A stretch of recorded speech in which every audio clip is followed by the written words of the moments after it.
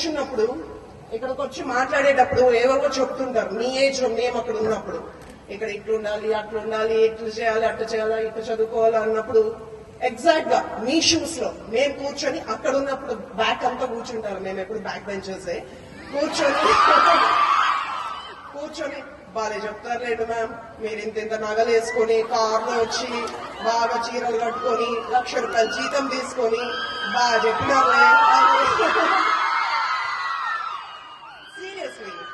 కానీ ఈరోజు ma'am shoes లో ఇక్కడ ఉన్న గెస్ట్లు మేము అక్కడ ఉన్నప్పుడు ఆలోచన విధానం అలాగుండేది. ఈ రోజు నేను ఇక్కడికి వచ్చా 30 years జర్నీ తర్వాత నేను ఇక్కడ నిల్చున్నా. నేను ఈరోజు చెప్పగలుగుతున్నా దట్ ఈస్ లైఫ్ నేర్పించే పాఠాలు. ఈ 30 years లో మా జర్నీనే మేము మీకు అందరికీ చెప్తున్నాం.